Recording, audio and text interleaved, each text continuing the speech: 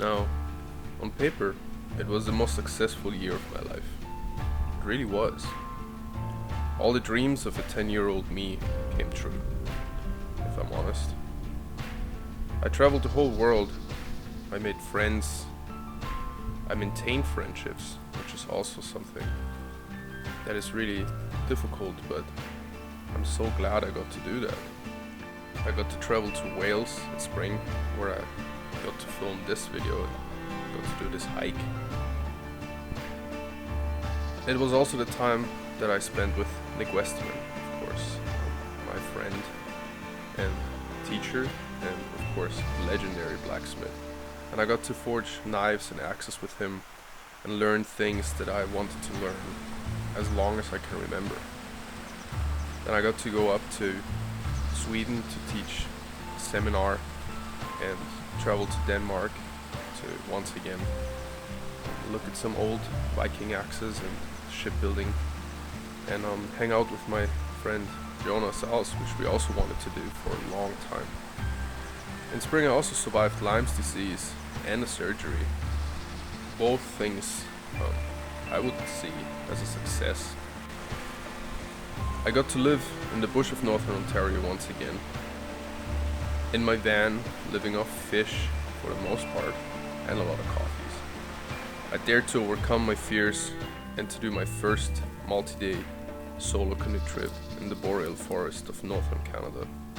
A milestone for a little kid from the Alps, dreaming of the wilderness, based on books and movies all of his childhood.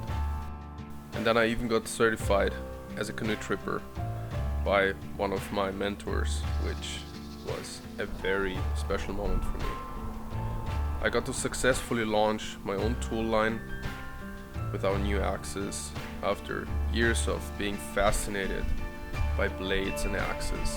In fact, this is what started my whole journey into spoon carving, into traveling, into doing martial arts.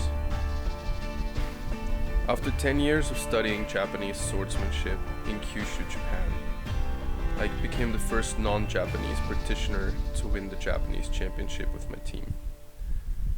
The only one, in fact, with a perfect score. After that, I was awarded the teacher title at Enshi as first foreigner in the history of the school. The fulfilling of all my childhood dreams, you could say. None of that occurred to me though, while it was happening. This accumulation of trips and personal milestones all in 1 year. And that besides a lot of personal trouble and ups and downs. And of course, this is not meant to be a braggy post or a braggy video at all. I'm trying to drive the point home. And I know to a lot of you, you're wondering, how is this your childhood dreams? I mean, how about all the other things in life? Jobs and family and all that, and you absolutely got a point. It's just, for me, growing up in the Austrian Alps, from earliest childhood on, this was the things that really fascinated me the most. Craft, martial arts, blades, forging, all the Renaissance man stuff, and well, call it the Peter Pan syndrome or whatever you want, but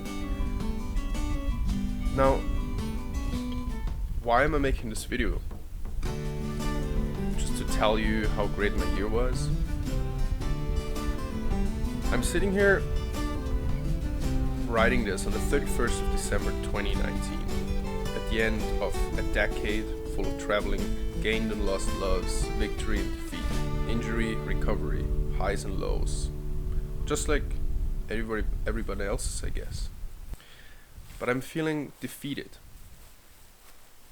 more insecure and vulnerable than ever before. Why is that? Well, take a sip and let me share.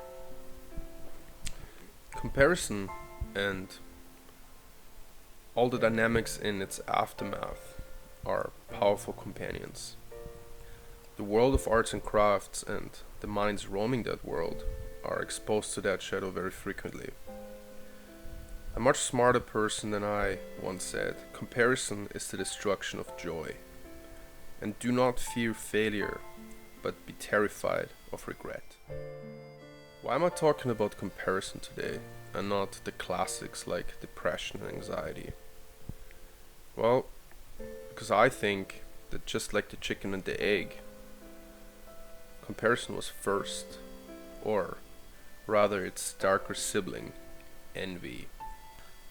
Comparison has the power to take away the innocence of your creativity, rid you of your original self and pure intention, make you unable to feel satisfied and accomplished.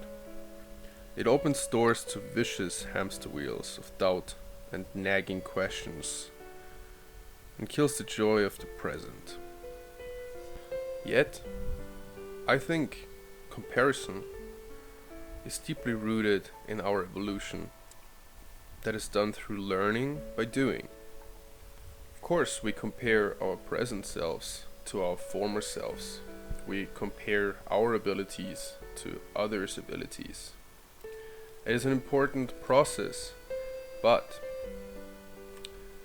by doing this, we also constantly anticipate the future we want to accomplish, the failures as well, leading to procrastination and frustration. That yet again leads to an often distorted self-image. Believe it or not, this video has been sitting around for the better part of a year, and I didn't dare to get on it because the image I had in my head of how I wanted it to be, how I wanted it to look, what I wanted it to accomplish, seemed impossible. And I gave myself a lot of crap over that. In our time, the constant influx of information in a never precedented degree, pictures, suggestions, want us to constantly judge and compare. And soon the question is, what do I want actually? Who am I in this whole dynamic? What's my status? What's my level? Probably irrelevant.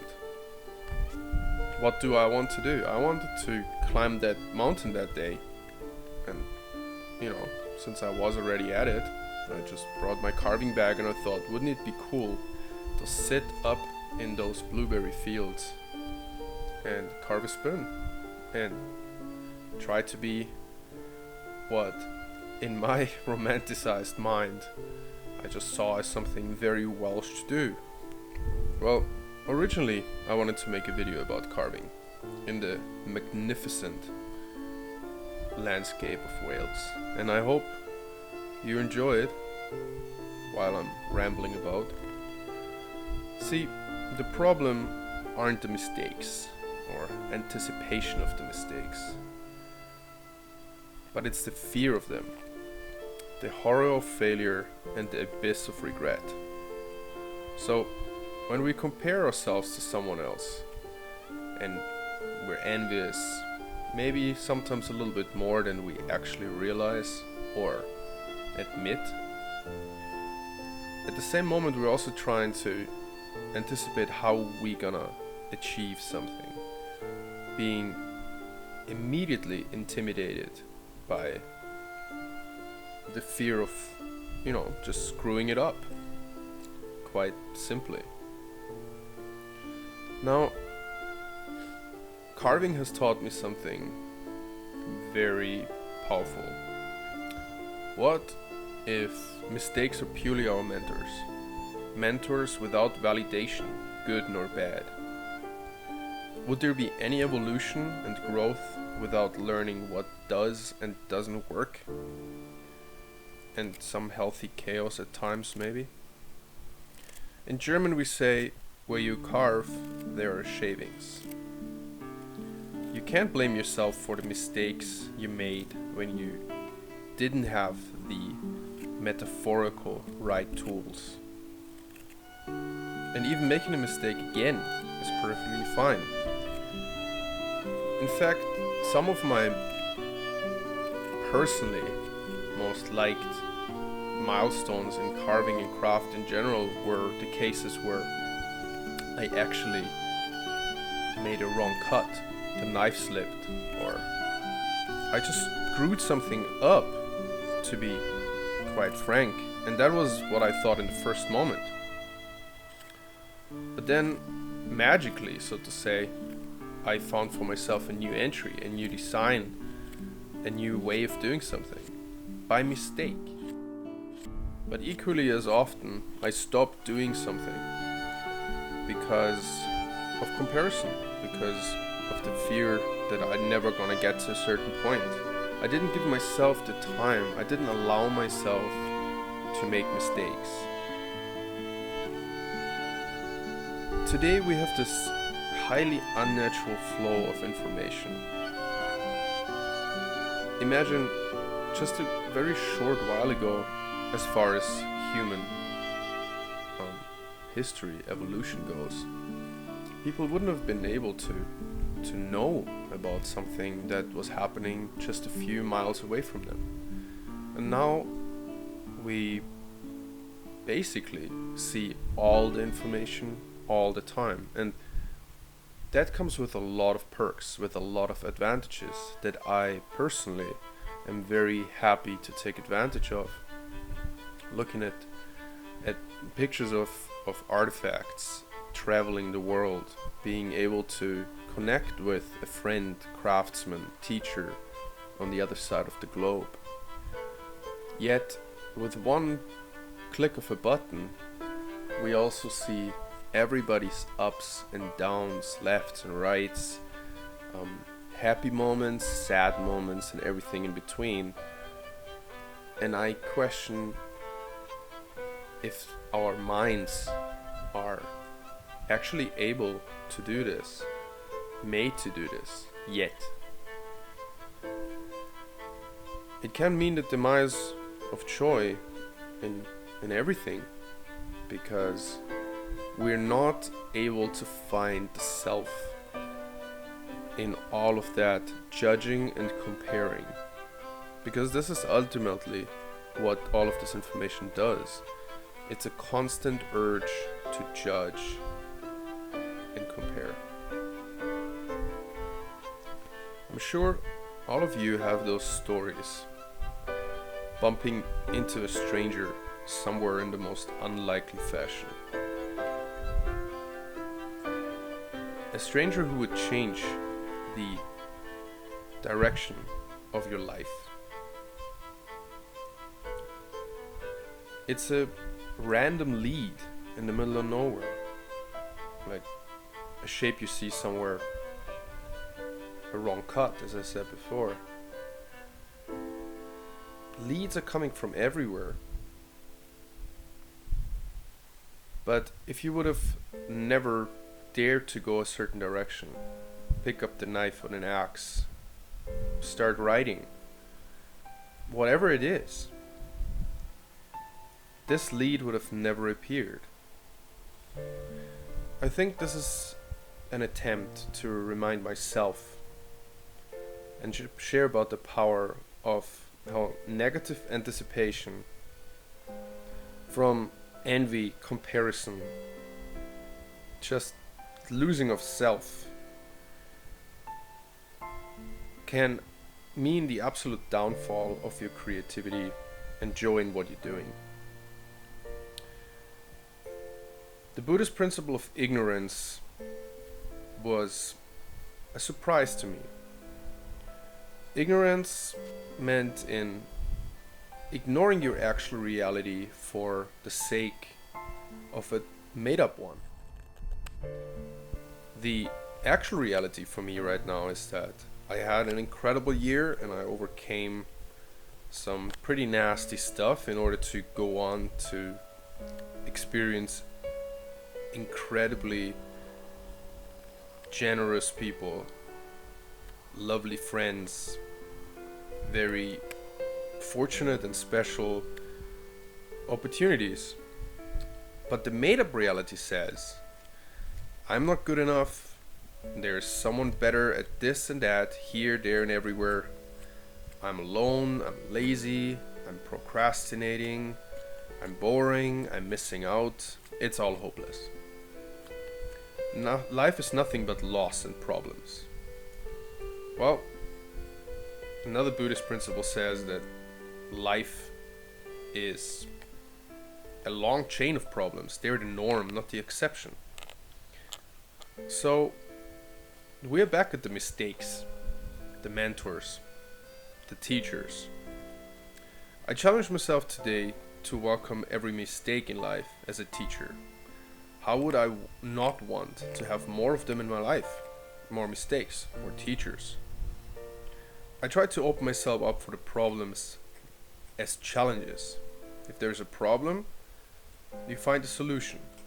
You do that every day when you carve, when you live.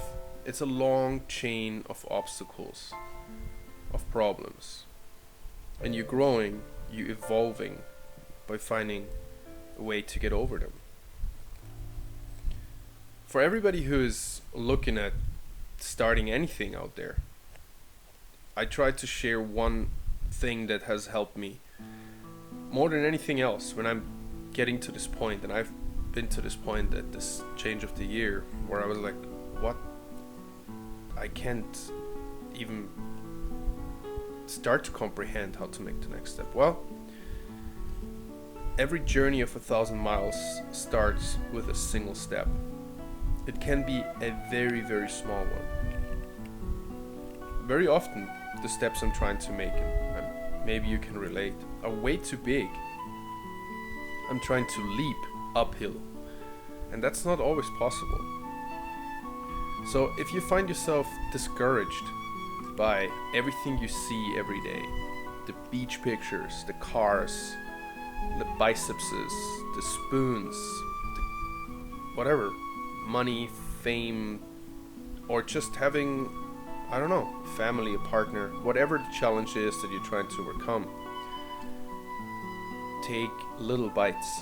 That is what I'm trying to do right now. There's always going to be insecurity at the start of a new project, a friendship, a relationship, life in general. But this insecurity is not bad. It means excitement. It means we're trying to be careful to make the right mistakes, you want to say.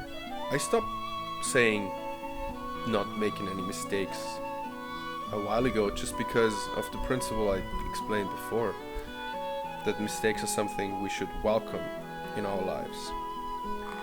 Now, before I let this decade or just another day get to a close, thank you for letting me share this other side of a seemingly adventurous life of crafting and traveling. That was really important for me to state that. I'm working on letting myself be happy and fulfilled with the fortune I am allowed to experience. I'm alive. That by itself is pretty incredible. And if you're listening to this, chances are that you are alive as well. Congratulations. That means you get another chance to carve a spoon, do push-ups, go out, travel the world. Whatever it is that tickles your fancy, you got another chance. And remember, doors in life are like automatic doors. They only open if you are moving towards them. So keep moving. Rome wasn't built in a day, and you made it here through trial and error. That's just part of everything. I want to wish you a very, very happy new year. Go hug someone, drink to yourself for a change. You're alive and the best version of yourself today. And that's the truth. One thing, after sharing a lot of my thoughts of, craft and maybe business in a way even, just like accomplishing the things that you want to accomplish. The human aspect, your relationships and friendships, all of that means so much more than any picture online of a beach or of a Welsh mountain. So never forget that your happiness is the only thing people who really matter want for you. No fame, no success per se, as long as it makes you happy. And happiness is a pretty easy product of purpose and balance. So with that, thank you very much for watching, and this year I will worry a little bit less what fits the channel or what makes the business grow, but I will think a little bit more about what I actually want to do, the kind of videos that I want to make, the kind of things I want to make. And I hope you're going to be along for the ride. So go on, make mistakes, and I'm going to see you on the other side. Cheers.